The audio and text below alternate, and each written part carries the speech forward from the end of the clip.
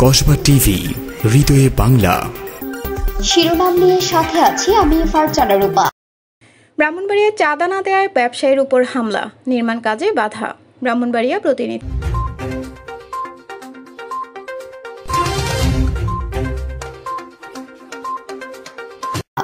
আফরোজা হাসির সহযোগিতায় এখন বিস্তারিত। চাঁদা না দেওয়ায় ব্রাহ্মণবাড়িয়ায় এক ব্যবসায়ীকে তার নিজ ভূমিতে নির্মাণ কাজে বাধা দেওয়ার অভিযোগ উঠেছে।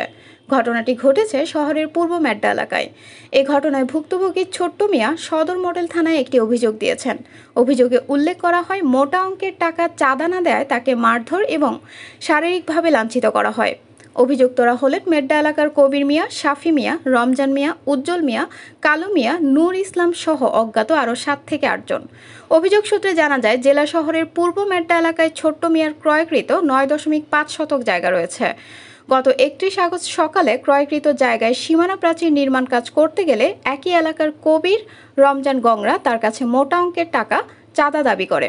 এ সময় চাঁদা দিতে অস্বীকৃতি জানালে বিভিন্ন প্রকার হুমকি ধামকি দিতে থাকে। হুমকি ধামকির এক পর্যায়ে তাকে এলোপাতাড়ি মারধর শুরু করে। পরে তার আর্তচিৎকারে তার স্ত্রী, মেয়ে সহ স্থানীয় লোকজন তাকে আহত অবস্থায় উদ্ধার করে জেলা সদর হাসপাতালে পাঠায়। আহত ছোট্ট মিয়া বলেন, দীর্ঘদিন এই জায়গা নিয়ে মামলা মোকদ্দমা চলছিল। চলতি বছরের এপ্রিলের 25 তারিখ আমার পক্ষে মামলার রায় পেয়ে গত 31 আগস্ট সীমানা প্রাচীরের নির্মাণ কাজ করতে আসি। এই সময় স্থানীয় রমজান বাহিনী আমার কাছে 10 লক্ষ টাকা চাঁদা দাবি করে। চাঁদা না দেওয়ায় রমজানের নেতৃত্বে আমার উপর এলোপাতাড়ি হামলা করে আমাকে গুরুতর আহত করা হয়। এ সময় আমার সাথে থাকা 50,000 টাকা ছিনিয়ে নিয়ে যায়। আমি এই ঘটনার সুষ্ঠু বিচার চাই।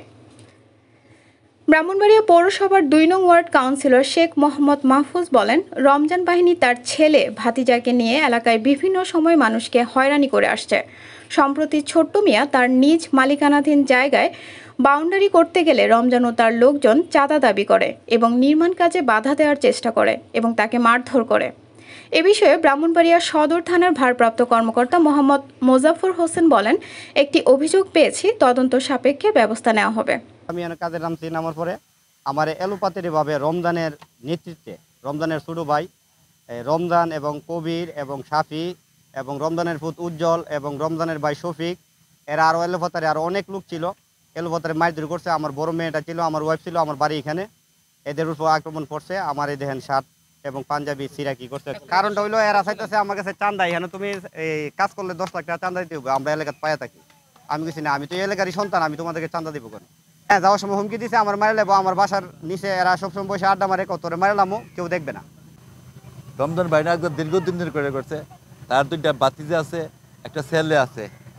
বিভিন্ন কারণে বাজারে মুরগি আসি, মুরগির গেছে গাড়ি থেকে নামাইলো, পরে ওই কালবুড়ি লুট করতে ছোট্ট মেয়ে একটা রায় পাইছে পিটিআর থেকে, বাড়ি করতেছে, নির্মাণ করতেছে।